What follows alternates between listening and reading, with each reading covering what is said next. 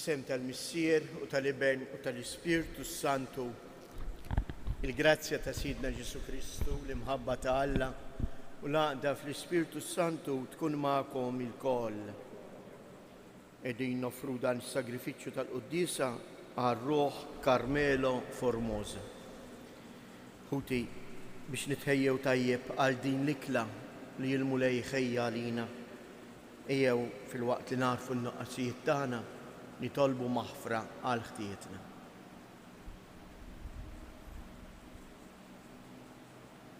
Mulej ħniena, Kristu ħniena, mulej ħniena. Iħenna lina Alla li jista' kollox jaħfrilna dnubietna u jwassalna għal ħajja ta' dejjem. Nitolbu. U Alla, inti ġbart id-digriti kollha fil-liġi mqazza fil-kmandament tal-imħabba tiegħek u tal-proxmu. Għamel li aħna nħarsu il-preċetti tiegħek biex jisħoqilna naslu fil-ħajja ta' dejjem.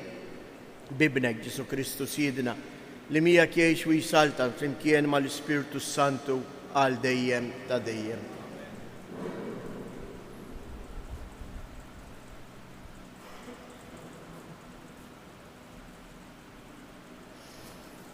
Qari mill-ktib tal-Proverbji.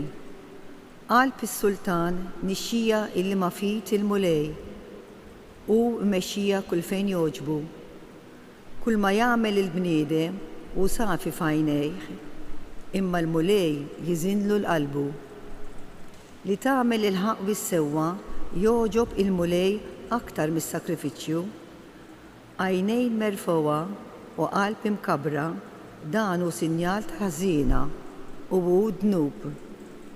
Minu bil-għaqal jaħsibha tajjeb u jirnexxielu, imma min jaġġel jiġi fil-bżonn. Min jaħsen il-ġid bil-qerq tal-sienu bħal doħħan li jgħib u bħal xibka tal-mewt. Qalb il-ħażin tixtieq id-deni, m'għandux ħniena lanqas meħbiebu, bit-twiddib tal-vjolenti jitgħallem iċkejken u l-għarif bit-tagħlim iqattar qerfu.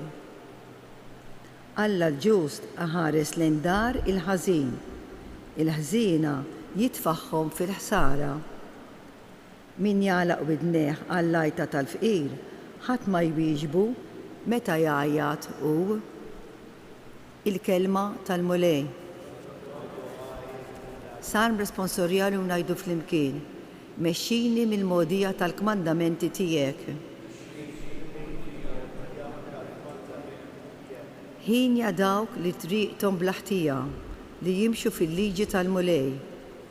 Femni t-triq tal-preċetti tiegħek biex naħseb fuq eġubijietek flimkien. Jiena għażilt it-triq tas-sewwa, ħtart għalija digriti tiegħek. Femni biex inħares il-liġi tiegħek u nagħmilha b'qalbi kollha flimkien. Mexxini mill-mogħdija tal-kmandamenti tiegħek għax fija nsib l-għaxqa tiegħi. Inħares il-liġi tiegħek għal dejjem u għal dejjem ta' dejjem flimkien. Inqumu bil-wifqa.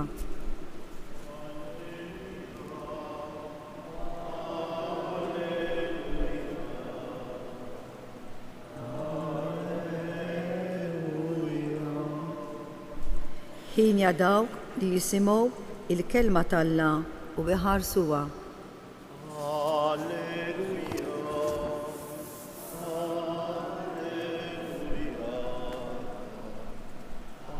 alleluja, alleluja.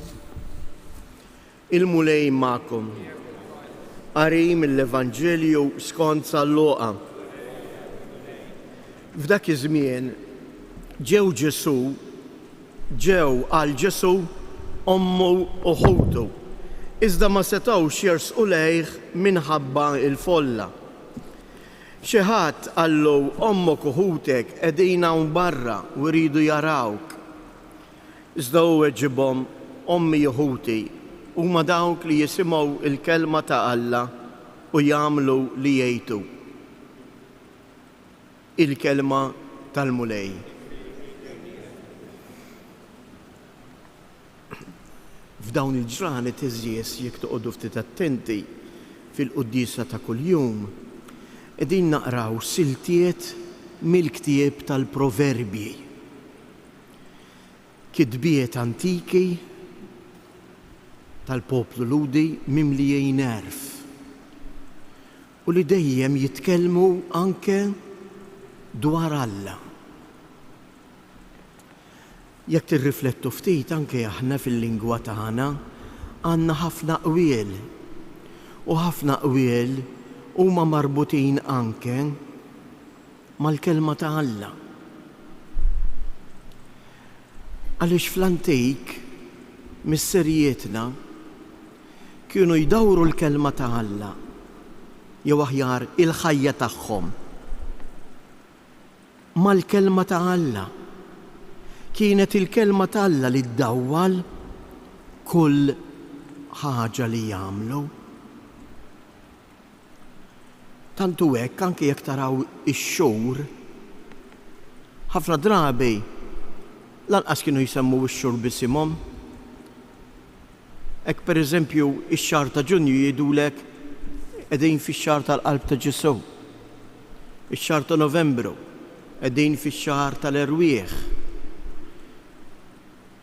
Fenna fien ftit ilu għadna kemm jumejn ilu kien il-21 ta' Settembru il-festa liturġika ta' San Mattew. Jgħidulek f'San Mattew żrieħ it-tewm. Iqassmu ir-ritmu ta' ħajjithom mal-kelma ta' Alla. U forsi din hija mistoqsija sabiħa li jiena u int jeħtieġ nagħmel. Jien ir-ritmu ta' ħajti fuq ex qed nibnija? Fuq il-kelma ta' Alla jew fuq l-egoiżmu tiegħi innifsi? Hawn xi ħadd minnkom żgur li le li ma jixtieqx ikun wieħed minn ta' ġewwa ma' Ġesu. Il-Vanġelu tal-lum dan li jippreżentalna xejdulu ara hawn Ġesu, ommu, ommok u ħutek. Issa l-kelma ħutek għallut hawnhekk għax ħafna drabi nistgħu nifhmuha ħażin ma tfissirx l-aħwa li ġejjin mill-istess omm u mill-istess missier, imma sat-tielet ġenerazzjoni, ġifieri anke l-kuġini, il-Lut għadhom anke sal-ġurnata tal-lum iqisu l-xulxejn bħala aħwa. F'kelma waħda dak li aħna ngħidu il-qraba tagħna. Ara dawn aħna għadna xi ftit nużawha, dawn tal-familja tagħna, dawn ta' ġewwa, dawn huma minn tagħna. Dak kienu qegħdin jifhmu u Ġesu hawnhekk jagħti l-isbaħ ċertifikat lill-Ommu Marija. U jgħidilhom Ommi Marija hija kbira mhux tant għax nislitni u welditni u rabbietni, imma l-ikbar onur li jien nista' nagħti lill-ommi hija għax ommi ħajjita bnieta fuq il-kelma ta' Alla. U dawk kollha li jħarsu l-kelma ta' Alla jien inqishom bħala ta' ġewwa, bħala parti mill-familja tiegħi. Araw kemm hu Vanġelu sabiħ li lilna jinkoraġġina biex b'fidi b'imħabba b'kuraġġ nagħmlu ħiritna ħalli nkunu minn ta' ġewwa billi ngħixu l-kelma ta' Alla.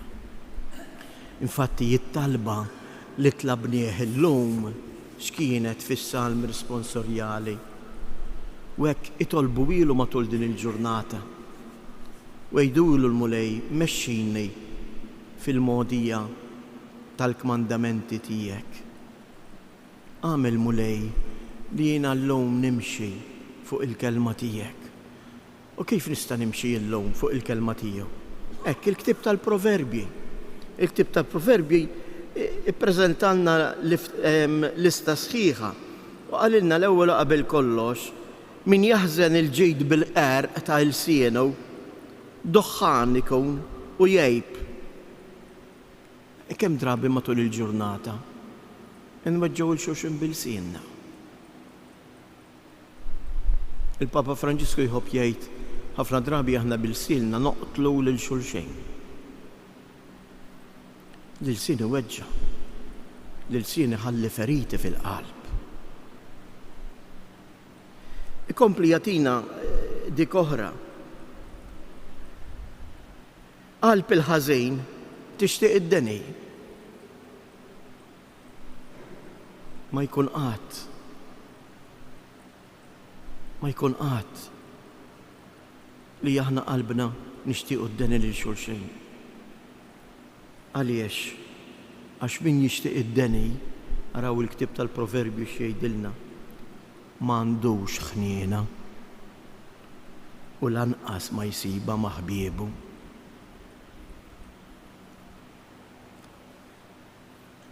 Min jagħlaq widnejh għall-lajta ta' fqir. Kemm ħafna drabi anke nagħlqu widnejna għal xulxin. Ma nirrispettawx il-xulxin.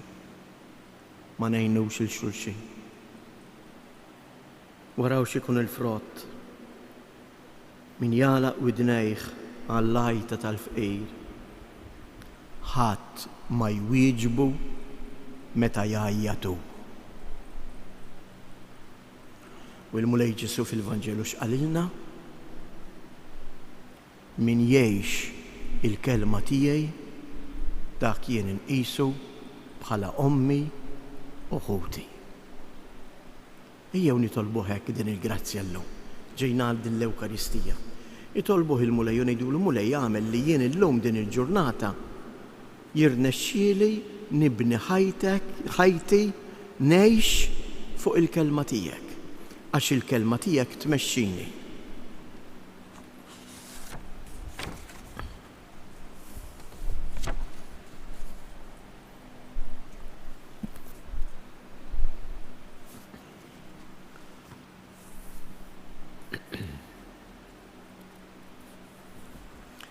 Jeħudi jeżies, aħna li nagħmlu parti mill-familja tal-Mulej Ġesu. Fiduċja sħiħa inresqu t-talbit tagħna għax nafu li huwa jismana. Nitolbu għall-Knisja, partikolarment għall-Knisja f'Għawdex f'din it-tħejjija għall-bidu tal-vista pastorali li l-Isqof sejjer jagħmel fil-parroċċi tagħna. Għamel li l-preżenza tal-Isqof tkompli tħeġġiġna u tqawwina biex aħna nażlu li nimxu dejjem fuq il-kelma ta' Alla. Nitolbu għas-setanin tal-art biex jarfu jintebħu li min jiżra gwerra jaħsad, imma min jiżra l-paċi jaħsad il-paċi.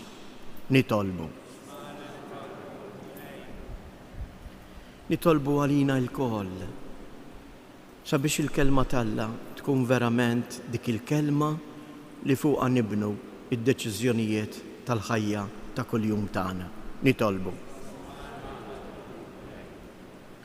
Nitolbu għal ħutna l-morda. Kemm persuni jiċemplulna u jitolbuna nitolbu għalihom. Huma li jixtiequ jkunu hawn magħna għall-Ewkaristija. Ejjew aħna dalgħodu nippreżentawhom lill-Alla mal-ħobbs u l-imbejt li sejrin nofru biex il-Mulej jgħinhom fid-tbatija tagħhom u jipprovdilhom ukoll persuni li juruhom imħabbithom. Nitolbu. Hekk qegħdin fil-ġimgħa li t-tfal tagħna sejrin jerġgħu jibdew mill-ġdid sena edukattiva. Jew nitolbu għall-għalliema għat-tfal tagħna, għaż-żgħażagħ tagħna biex jarfu wkoll jemmnu u jintebħu li l-ikbar tagħlim huwa dak li għandu l-pedament tiegħu fil-kelma ta' Alla. Nitolbu. fiskiet inresqu it-talb personali tagħna.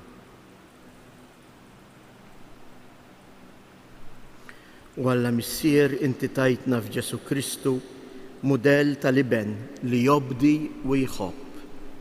Ġeddet il-qalbna bl-Ispirtu tiegħek biex narfu nibnu ħajjitna imdawlin dejjem mill-kelma tiegħek.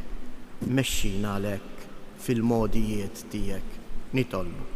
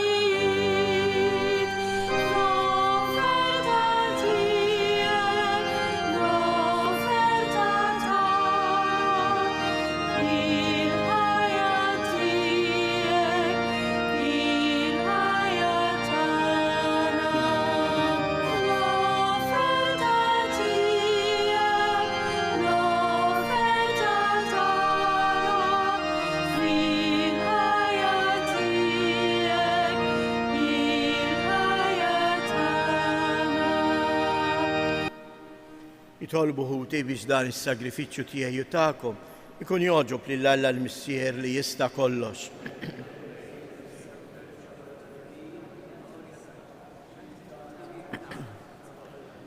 Fil-ħnina tiegħek mulej, ilqa' l-offerti tal-poplu tiegħek biex bihom niksbu f'dawn is-sagramenti tas-sema dak li nistqarru b'fidi minn qalbna. Bi Kristu Siedna. Il-mulej magħkom. Nerfu qlubna l fuq. Nizzuħħaj l-mulej Alla tagħna.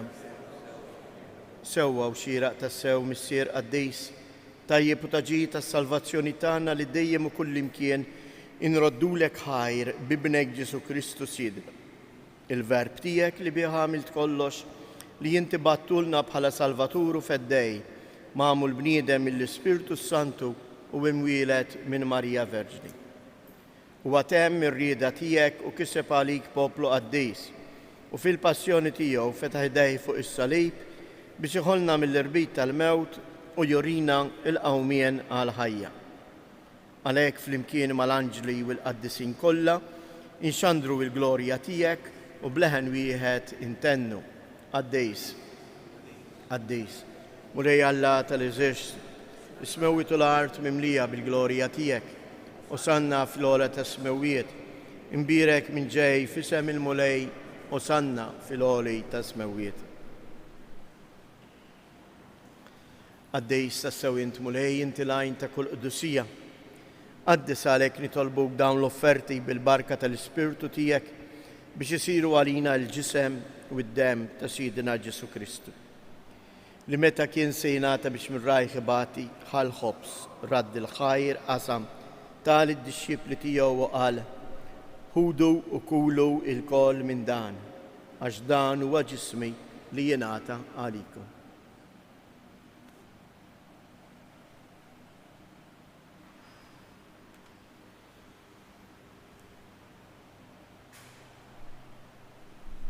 Ekku koll wara li klaħa l-kalċi, reġa' radd il-ħajr, tal id-disċipli tiegħu u qal ħudu u jxorbu minnu il-koll, għax dan huwa l-kalċ ta' demmi tal-patt il-ġdejt li jibqal dejjem. Id-dem li jxirrit għalikom u għal-bnedmin kollha għal maħfra ta' dnubiet. Għamlu dan b'tifkira tiegħi.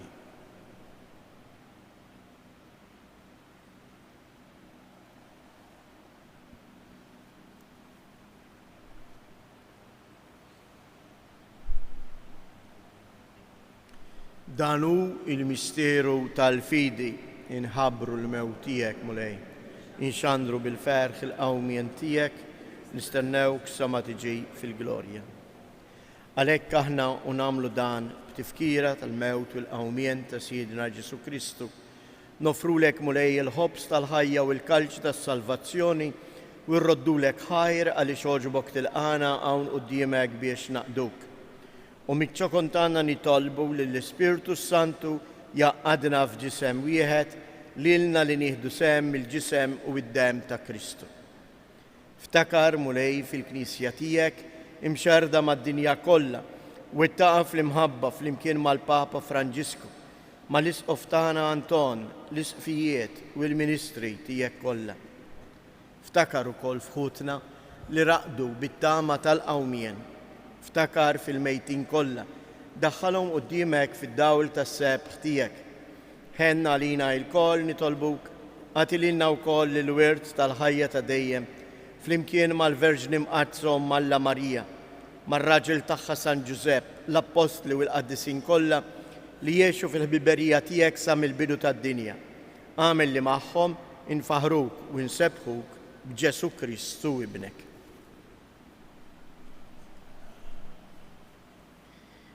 Bi Kristu, ma' Kristu u fi Kristu, jingħata lilek Alla Missier li tista' kollox, flimkien mal-Ispirtu Santu kull ġieħ u glorja għal dejjem ta' dejjem. Ejjew nitolbu kif għallimna u ridna nagħmlu li bent Alla għas-salvazzjoni tagħna. Missierna li inti fis-smawiet, jitqaddis ismek, tiġi saltnatek, ikun li tritient kif is-sema hekk fl-art. Ħobżna ta' kuljum atina llum, aħfrilna dnubietna, bħalma naħfru lil min hu ħati għalina, u la ddaħħalniex fit-tiġrib, iżda eħlisna mid-deni. Eħlisna nitolbuk mulej minn kull deni, atina fit-tieba u l-ħnina tiegħek il-paċi fi żmienna, biex inkunu ħielsa dejjem midnub u imħarsa minn kull inkwiet, aħna u nistennew nittamaw ilena u l-miġja tas-Salvatur tagħna Ġesu Kristu. Mulej Ġesu Kristu li jgħid lill-Apostli tiegħek inħallilkom isliem, natikom isliem tiegħi la tħares lejn dnubietna, iżda ħares lejn il-fidi tal-Knisja tiegħek. Għatija isliem u l-għaqda li jien trid fija, int li tgħix u s-saltan għal dejjem ta' dejjem. Il-paċi tal-mulej tkun dejjem magħkom. Għatu l-paċi lil xulxin.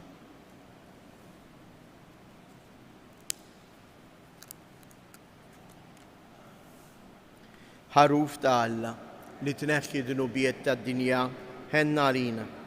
Ħaruf ta' Alla li tneħħi dnubiet tad-dinja ħenna għalina.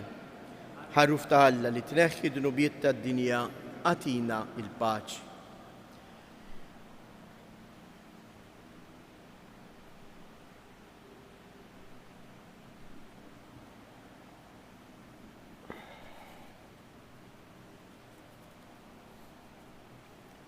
Danu il-ħaruf ta' Alla, danu li jneħħi d-dnubiet tad-dinja, ħen jindawk li huma mistiedna għall-ikla tal-ħaruf.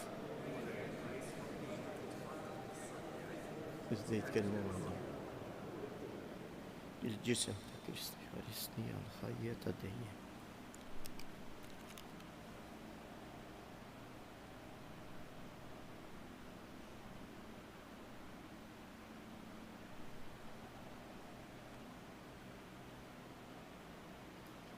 Dem ta' Kristu.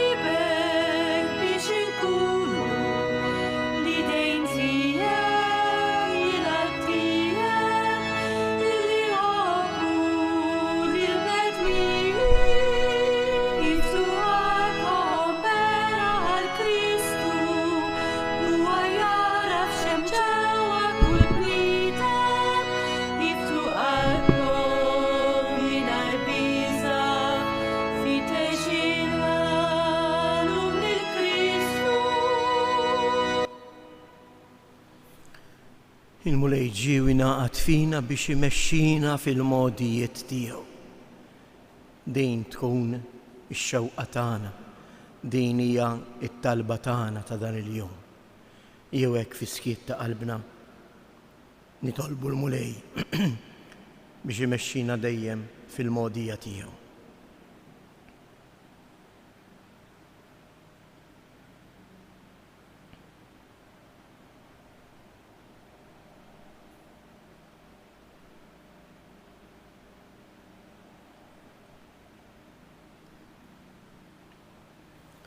Nitolbu. Mulej, inti titmana b'dan is-sagrament imqaddes. Fit-tieba tiegħek atina dejjem il-għajnuna biex bis-saħħa ta' dawn il-misteri u bl-imġiba tajba tagħna niksbu il-frott tal-fidwa li tajtna bi Kristu Siedna. Il-mulej magħkom. Iberikom Alla li jista' kollox, il-Missier, l-Iben u l-Ispirtu Santu. Tejjew ngħidu tliet avamarijiet u nofruhom hekk għall-morda u l-emigranti tagħna, partikolarment dawk li jsegwuna wkoll ta' kuljum permezz tal-mezzi soċjali jew fuq UTV. Sliema għalik Marija, bil-grazzja mimlija l-mulej miegħek, imbierka inti fost in-nisa, imbierek il-frott tal-ġuf tiegħek Ġesu.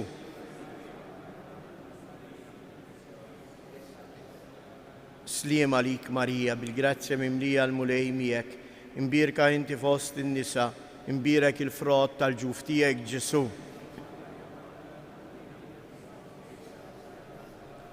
Sliema għalik Marija, bil-grazzja mimlija l-mulej miegħek, imbierka inti fost in-nisa, imbierek il-frott tal-ġuf tiegħek Ġesu.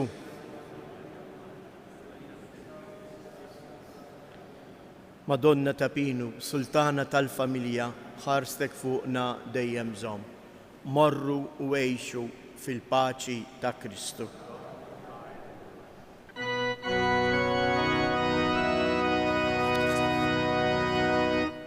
Madonna